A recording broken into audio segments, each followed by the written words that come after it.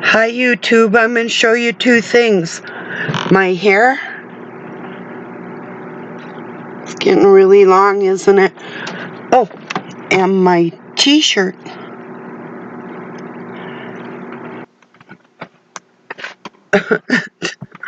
Just being silly, but I thought you'd like to see. Yeah, I'm happy. My hair grew out. I don't know if some of you knew, but I had an operation on my nose. I had a deviated septum. And this part of my nose had been broke so many times. And with my allergies and other things that I had happen to me, my hair fell out. I had a stroke. I was really sick when I first started making YouTube videos. I was like not feeling good yet, but I still was out here trying to get people to understand that the dark force was so deeply embedded within all of our worldwide, and how to recognize that. And that kind of is my topic today. How do we keep God alive within the hearts of people? And how can we instill that in our communities for keeping our kids safe and that type of thing when the world is as crazy as it is? Those are things I was thinking about today. So just kind of on my mind, probably what I'll be sort of talking about. But I was watching Rabbi Simon Jacobson this morning. He was talking about Esther and why they are celebrating Esther today. The word, now I did not know, or I did and I forgot. Esther means hidden.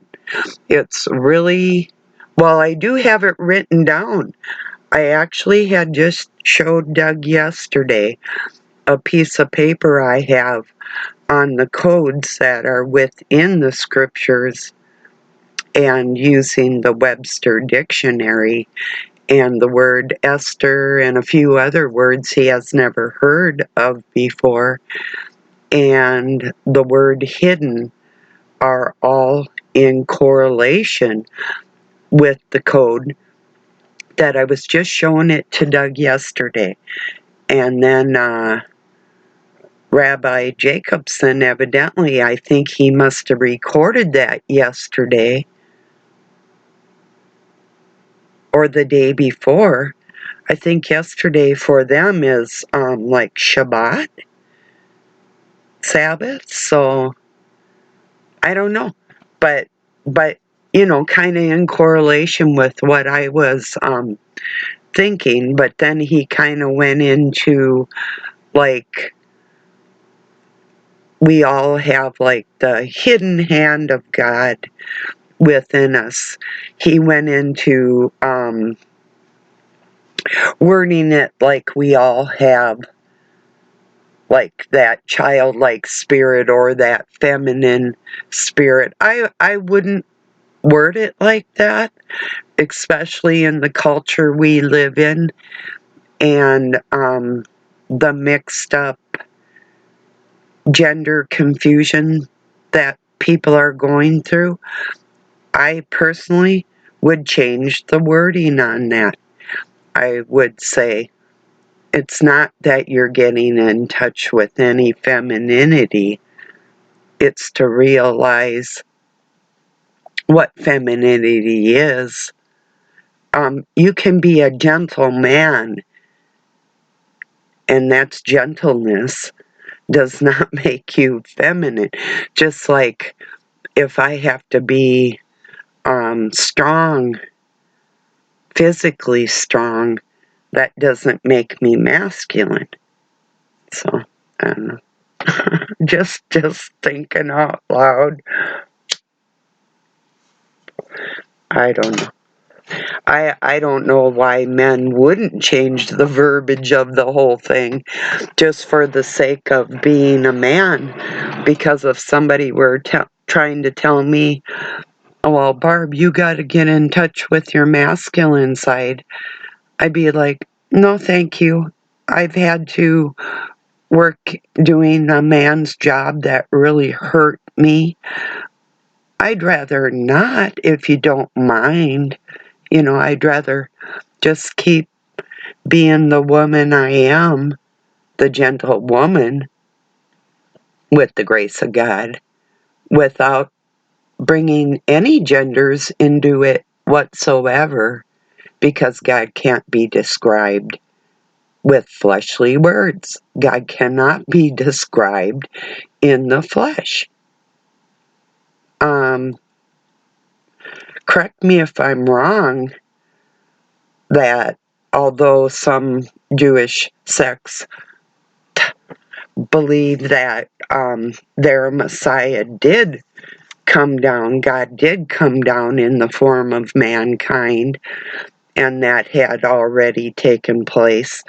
But correct me if I'm wrong, that you don't actually believe, some people do not believe that the Messiah has been on this planet in the form of mankind.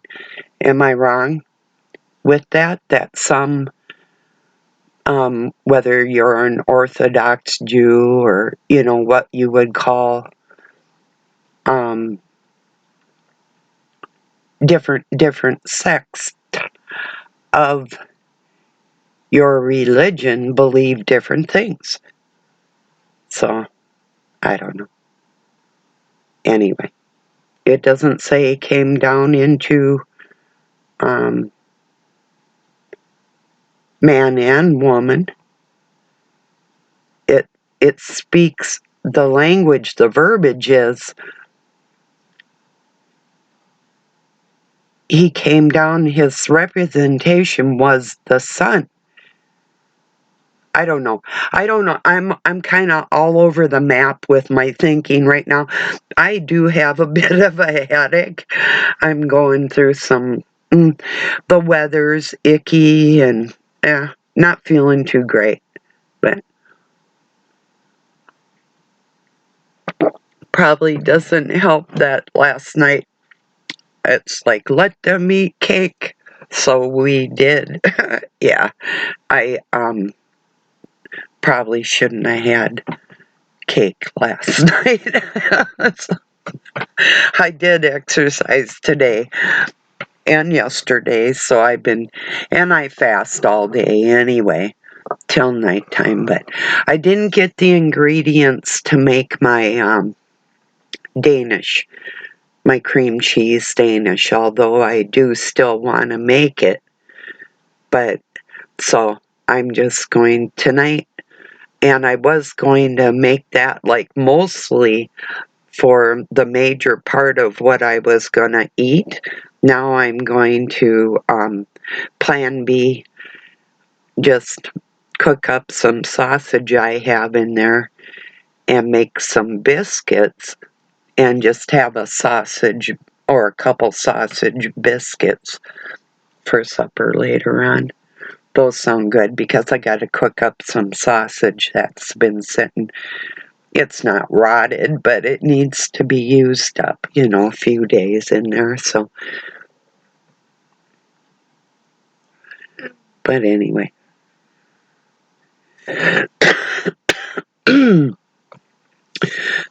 Excuse me. So yeah, it's just, I think it is the weather too. But yeah, not eating right gets to you. And the older you get, when you don't eat right, the more it affects you, But do you see what I mean? Like with the gender thing.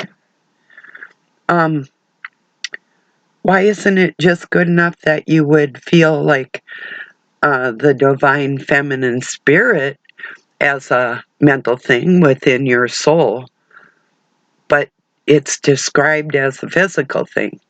It's really so uncool. You can be a gentleman because, like, if your mother nurtures you to be a gentleman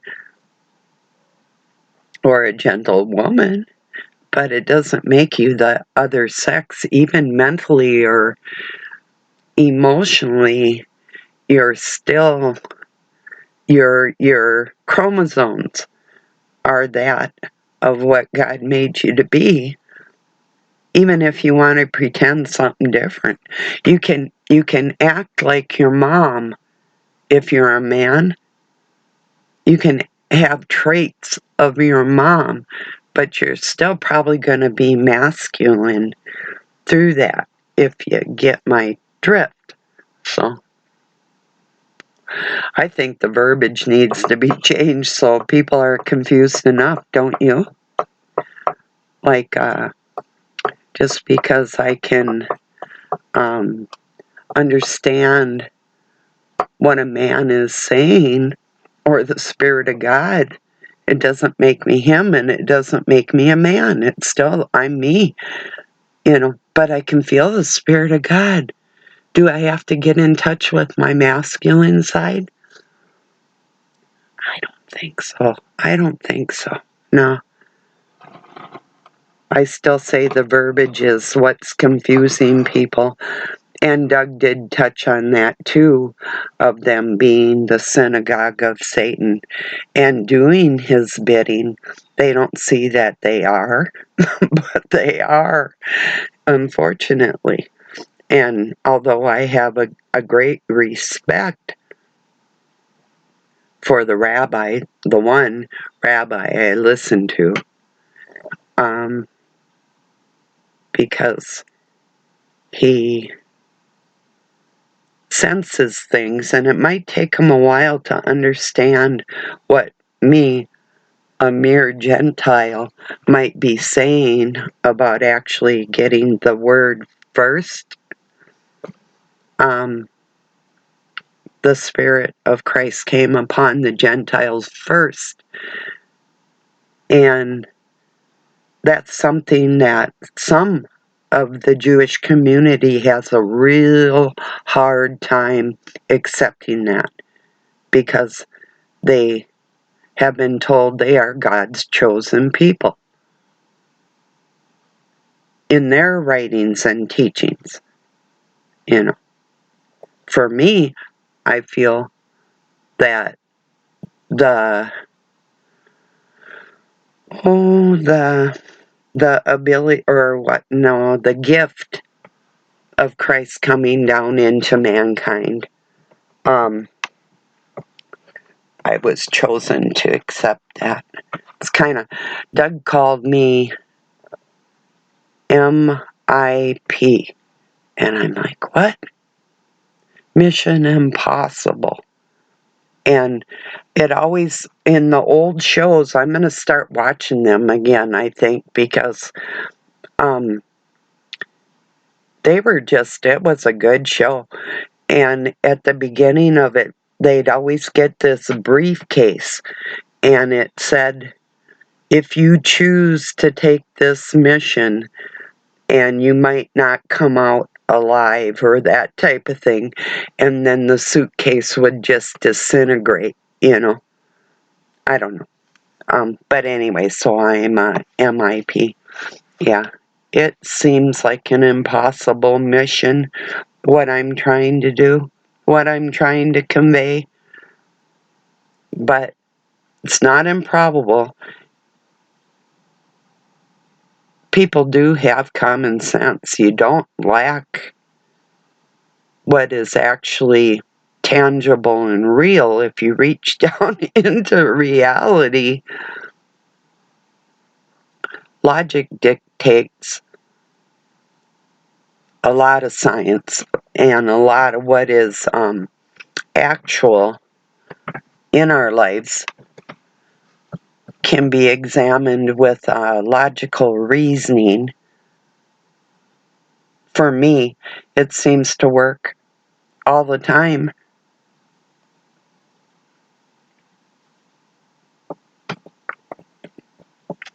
I don't know why. It could have been the weather, but even yesterday, like with that, what was it, like a 10-minute video? It took like a couple hours to upload that thing. I don't know why. But I don't know. Maybe it'll be better on Monday when everybody goes back to work. Maybe the um, airways will be more cleared up, you know, like not so many people on the internet or whatever, but I don't know. Just weird.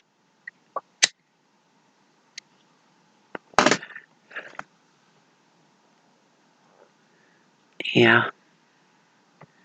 But yes, I did share that Simon Jacobson uh, talking about like the spirit of Esther and whatever. I still say the verbiage could be changed a little bit when we're talking about God.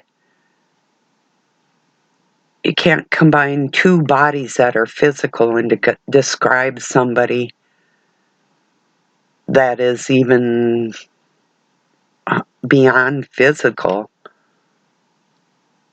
You can't describe it in the physical, but people persist. They just keep, like, what do you feel like you're more godlike if you're part man and part woman? Does that make you feel like you have the full essence of who God is?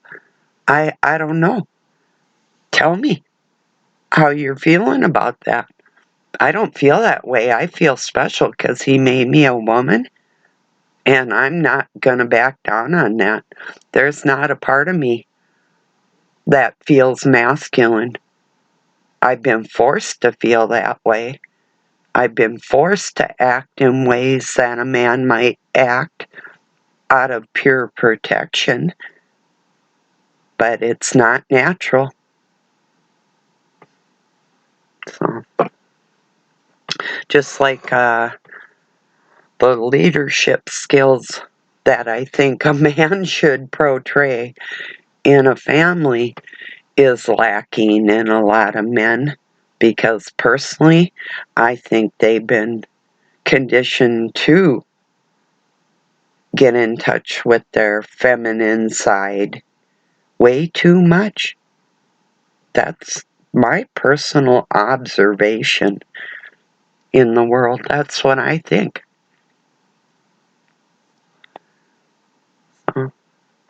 What do you think about that? Tell me.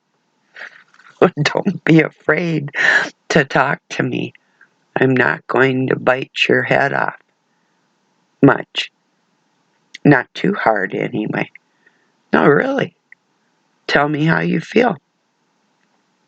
Doesn't make you right or wrong. Could make you mistaken. I can be mistaken. I don't think I am. I've examined this topic and people's personality traits for decades, and their belief systems and religions. And I really don't think I'm wrong that people have combined what is physical to try and describe God. And that makes it a bigger misunderstanding than ever. That's my thoughts on it.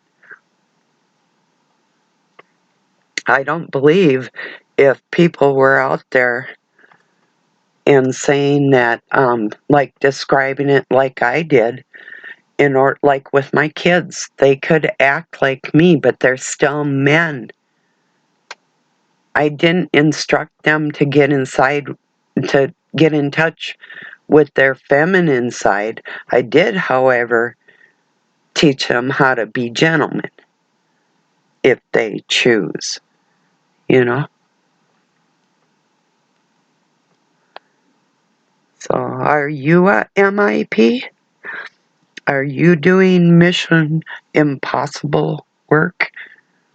You know? Or, yeah, it's MIP, Mission Impossible. I think some of us are. It's what seemed impossible when I was like 9 is seeming more probable now. Even with language and even with mental health care, or I see areas where I've actually made a difference, you know? So it's like my teachings, my writings, my articles that I wrote on morgellons.org, it's been about about 14 years ago now. And people have plagiarized my information, which is okay. They still don't know the gestation period of the several bugs that are incorporated in what they call morgellons, but because I studied it with my microscope and wrote about my findings. But they did get the one thing that it's associated with is blood sugar levels and yeast infections, candida, and schistosomiasis, which is a blood fluke. They're all related, and they each have gestation periods, 3 separate ones. It's if you were to combine this bug, it's like 9 elements within one thing. And that's what people are trying to battle within themselves. If you eat sugar, I would suggest taking regular bicarbonate soda, baking soda, and putting some in a glass of water before you go to bed. Rinse your mouth, and you can spit it out, but you're better drinking at least a teaspoon, maybe a tablespoon. It's not going to kill you. There's nothing toxic about it, but it is a natural detox, and it will help regulate your blood sugar, and it will help so bacterium can't grow in your system. So if you didn't know, it does help, and I'm the one that told the medical community this decades ago. So I have the articles to prove it, but that's okay. The credit I'll get, I know God will give me. So as long as people can pass on the information and learn something and actually get healthier, because I think a lot of people that aren't thinking right might really need to detox. Not just like if you are a drinker or whatever, just within life, like the food we eat and different things that might not be so good for us, like cake and sugar or something like that. If you're stupid like me, if you consume a lot of sugar, I don't consume a lot, probably not compared to a lot of people. Even like on cereals, I won't put sugar. It depends on, like Life cereal, I see people put sugar on it. It's already got so much sugar in it. Or Trix I used to buy for my kids. I even would eat Cheerios with no sugar on them, or Rice Krispies, or or just very little, just a tiny sprinkle, I don't know. Because if I'm going to eat sugar, I'm going to go whole hog with that and make myself sick, most likely, like I did last night. I didn't just have one piece of cake, I had two, because it was a sampler cake. It had like red velvet cake, just regular chocolate cake, German chocolate cake, and carrot cake. So I had a slice of carrot cake and then I had a slice of German chocolate. What was really horrible, Doug had like the dropsies last night. He went to get stuff out of the fridge to eat and he dumped the cake on its top. Nothing really got destroyed, remarkably. So he spilt the cake, then he went to get something else, and I had made it that strawberry preserves for him. And it does take a little bit of work, but there was a container with like about that much in it, and he spilt most of that on the floor. So it's really a bummer when you're trying to feed yourself and you drop stuff, especially the food you're going to eat, it's like, that's a bummer. And right before that, his cat had got sick, like really sick, almost more. The amount was bigger than almost anything I had seen him barf before. So it was terrible. Doug didn't have a good night last night before supper, is what I'm trying to say. He had a really hard time trying to get some kind of energy in him,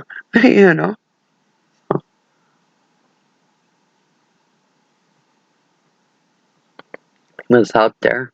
He told me why he had some foul language there. It's like, well, I figured something was up.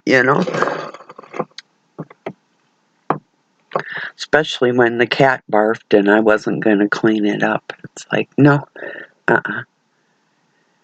He had a dog I took care of for years and other things on and on, so whatever.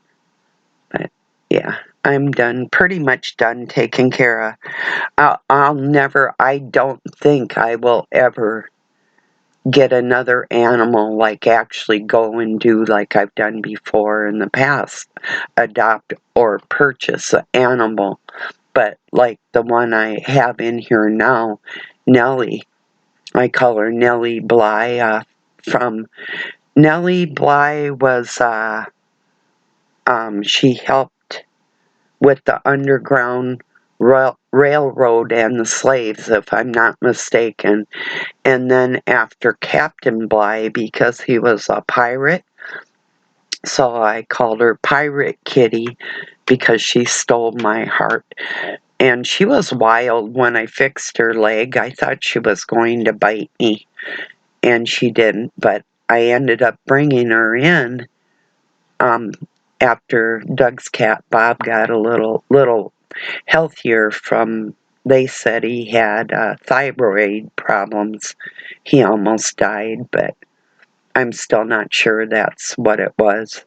I think he was heartbroken because my cat Bathsheba, he knew all his life. Sheeby died, then Dusty, my horse, died, and then Lady, my dog, died, and right before that, Bob had a friend, my bunny, Jack, died on him, Jack Rabbit. So I think he actually was heartbroken.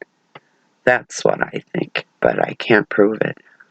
But he wasn't eating, and we took him into the vet, and he got intravenously fed and whatever, and we brought him back home, and I don't know, he's doing okay. He's still struggling, but like this morning, him and Nellie were both playing, so if they're healthy enough to play, then they're doing pretty good. But I'll never go just out and purchase another animal. I've had hundreds of animals that I've raised, and a lot of them have been either adopted or animals that other people just did not want. you know. Or like these, they just show up and, so. But yeah, I'm not going to actually just go, and I'd like to. I do miss having my dog around, but no. What if the dog were to live? What if I don't live till I'm 86 and the dog lives for 20 years? A lot of people that get older don't think about that. And you'll see this old person with a puppy or a kitty, and it's like, really? Are you really thinking about that animal or yourself? It's sort of like adopting a child when you really don't want one. Why would you? You know? Yeah. So anyway, I'm done taking care of other people's problems. Sorta. Sorta. Anyway. All right, everybody. I'm going to get this uploaded. I hope it does upload quicker than yesterday. So, have a really good week ahead. Peace and love from Pine City, Minnesota, USA. Thank you for joining me.